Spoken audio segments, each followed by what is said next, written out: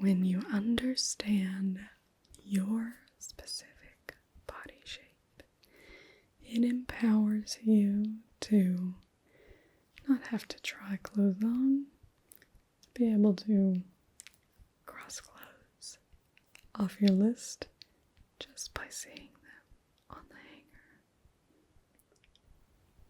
Welcome to Tingledom.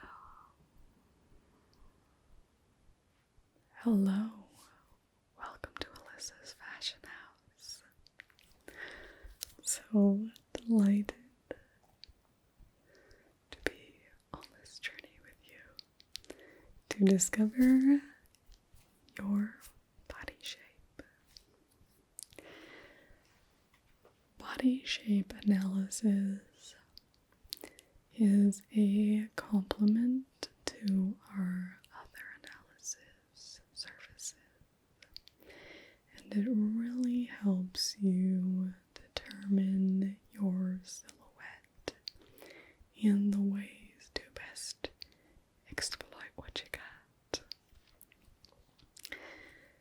Understanding your particular body shape and how that can help you in selecting clothing really helps you train your eye for looking to see other people who look like you and to see what clothes just on the hanger might look on you as well. So I always say I think every body is beautiful. There is no best shape, and everyone has things they need to work with to be able to accentuate best their particular features. So while we often talk about aiming for an hourglass shape, it's important to understand that people who naturally have an hourglass shape still have troubles with clothing because there are particular types of clothes that don't look good on an hourglass. So it's important, no matter what shape you are, to understand and be able to work with that. That being said, we may use terms such as avoid or don't do this or always do this, but rules were meant to be broken, and these aren't really rules anyway. The analyses that we do are not to make you feel shame or that you have to do things a particular way. The whole philosophy behind teaching you about body shape or colors or face shape is to empower you to find more of those items where when you put them on, you feel like singing for how gorgeous you feel. That is what we're aiming for. Not to make you feel bad, to question yourself, or feel like you're breaking a fashion sin. So, just understand anything that's said like that is said not as a hard and fast rule, but just as a way to educate you, and you can take it, you can leave it. It's completely up to you. If I see you on the street doing one of the avoids, I'll be just as happy to see you just like that. So, always want to make sure you're aware of that. So I'll show you first 5 body shapes that we have. Rectangle, apple, hourglass, pear, and inverted triangle. And there are more shapes than just these 5. but the others would be variations on these shapes. So it's a great jumping off point, and I like to keep it simple.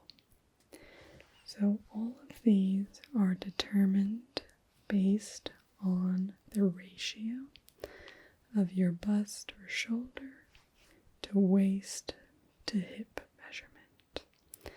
So an hourglass has roughly a similar bust and hip measurement, and then a narrower interior, basically creating that hourglass shape. Makes sense? So the next step for us is for me to pull off my handy dandy measuring tape. We'll start taking some measurements. You can lift up your arms. If I just reach through, I might tickle you. I don't want to do that. Yep, so up through there. And I'm just going to find that falling down. Okay. Where did I put the pen? Oh. It's under my foot. Okay. Got the chest. Got everything everywhere. Okay. So now again, I'll try not to tickle you. It's like you want to have a soft enough touch that doesn't feel weird, but don't want it to be too soft that it's tickly. Is that okay? Okay.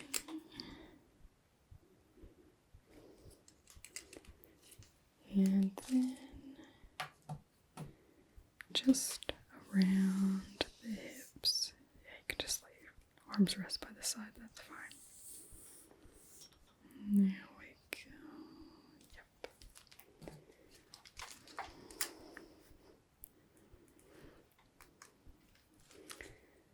So, do you want to hear the result? So your body is a rectangle shape. Basically, you've got even measurements from bust, waist to hip. Very little variation between those. So, very straight. Very popular for models. Rectangle my notes here. We have equal bust, waist, and hip measurements. Not excessively curvy, not really a defined waist, and a fairly flat bottom area. So for you and other people who have the rectangle body shape, generally notice probably if you gain weight, it's fairly even across the body. You might hear other people say, oh, it goes all to my hips or something like that. Probably don't relate to that. Yes, that's very common for rectangles. So while we're usually aiming to draw attention to a more hourglass silhouette, for rectangle body shapes, the best way to do that is, well, you actually have two options, so you can play a bit. You can either try to define the waist, and that will draw attention to the waist and basically break up the top to bottom, kind of remove that column effect. Or you have the option to add basically volume to the top and the bottom, leaving the waist as is. So that will simulate that silhouette. So options for defining the waist. If you have a nice chunky dark belt usually, on a lighter clothing or a bright belt on darker clothing. You can put that right across the waist. It will help draw attention to that area. Nipped in clothes, so clothes that provide a waist, will also work well. Darker colors around the waist. As I said, that dark belt really does work wonders if you're wearing a lighter top. So these are what you'll want to avoid. Now remember, these aren't fashion laws. Could call them rules, but they're more suggestions, okay? So you'll want to avoid clothes that end right at your waist area. It just will create a double box look, so that's not really what you're going for. And you don't want items that embellish the waist, unless it's that belt that's really drawing in to define the waist. You probably won't be wanting to tuck your tops into pants for that similar reason. It just creates this almost two stacked cubes type look. And so square necklines don't work well. And you've got a very linear look to you, so adding a square neck across the top really just goes right in with that boxiness, which we're really not trying to emphasize as much.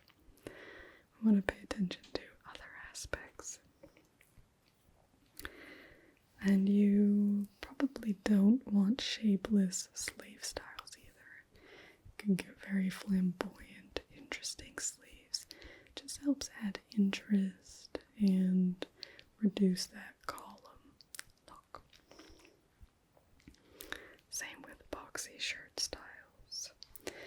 And you again will be better off with longer jackets, not ones that end above the waist. And straight fitted pants will generally be the best. Really depends on how you wear them though. Now, as I said, many models are rectangles, so you're in very good company there. But we also have a number of celebrities. Natalie Portman has a rectangle body shape.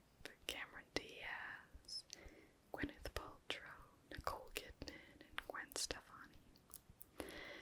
So what I find is really helpful with knowing your celebrities is you can look at them and see what you think looks good on them, what you think doesn't. It can be very hard for us to judge ourselves that easily because we have all these other pieces of baggage in our mind, and so it can be a bit more difficult. Whereas if you're looking at someone else, if you know that they look similar to you, you can kind of hint at, oh, I think that really she's rocking that, and you think, oh, maybe I could rock that, or don't think that's quite working for you, and the like. So now I just want to give you a bit of general advice on necklines, sleeves, tops, bottoms, and the like. So for your necklines, because you don't have a lot of natural curves, you can really play around with curves in your necklines. Have a lot of fun here. So you can use scoop necks, jewel necks to create curves. If you are trying to accentuate the waist, then you want low and wide necklines, almost like a wide V, or slash, scoop, sweetheart.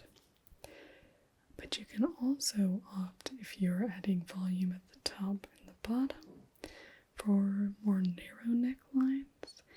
You have a lot of flexibility here, so have fun with it. You could do turtleneck, mandarin, crew, funnel, halter. There's a reason that designers love designing for rectangle body shapes, and it's because there is a lot of play. So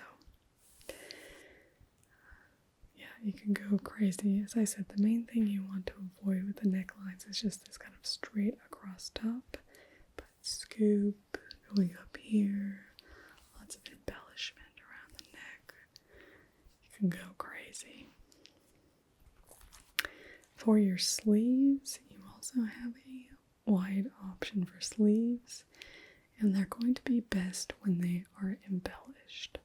Just straight boxy sleeves, again, kind of probably getting a little tired of the boxiness, so add a bit of puff, add a bit of curve, that's great.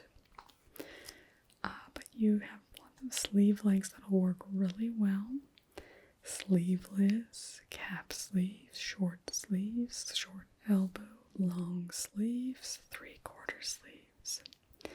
And sleeves, generally, you're going to want loose and wide sleeves, really airy sleeves. Just add a bit of flow, add a bit of interest into the silhouette, that you can have a lot of fun. Some other body shapes might be jealous. I'm not saying that this one is. So for your shirts, you want shirts, if I show you on your silhouette, you want your shirts to finish around hip level. You don't want them finishing around the top. As I said, that creates this kind of two-box look, which is not what you want to go for. Belted waists are amazing for just really creating that waist. For jackets, honey, you look amazing in straight cut jackets. They hang gorgeously. They will follow your silhouette, and then if you add just a little belt at the waist, great. For your pants, again, if you get a bit with that flare at the bottom, they just help kind of smooth and curve out that linear look to the silhouette. So boot cut, or flared legs, or wide leg pants, great. And that'll help add a bit of volume as well. You also can go crazy with embellishments.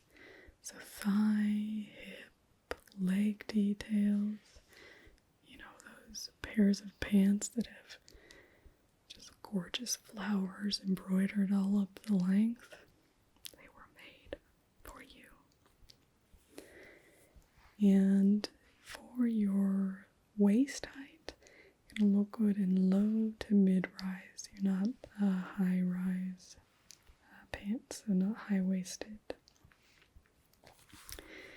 And then finally, for your skirts, skirts can be really good for adding volume and changing the silhouette shape. So ruffles, gathers, pleats, great. There's also tendency, a lot of people will wear darker colors on the bottom. Because you want to draw attention across the whole length, you look great in lighter skirts on the bottom as well. So feel free to flaunt those light colors. The thing you do want to make sure is if the skirt is very voluminous, you just want to balance it off on the top. So you could wear a nice scarf, adding a nice puff sleeve. You just want to balance out the volume so you have a top and bottom. So, gorgeous, gorgeous body shape. I hope that gives you a little bit of guidance in how you can work with your particular body. Yeah, no, I mean, lots of people find that, some of these things you kind of know already. Obviously, you've been on the earth a long time, you've tried on a lot of clothes. But this will make it so instead of trying the clothes on and then knowing, you can just look on the hanger and say, not for me. I'm so delighted you've come in today. So the thing I'll refer you to, so if you go to theconceptwardrobe.com, look up their rectangle, they have very detailed advice, and we learn lots of information from lots of sources, but that's my favorite one right now, so that's where I'm sending all of our clients. Well, I hope I will see you again very soon. We have lots more analysis to do.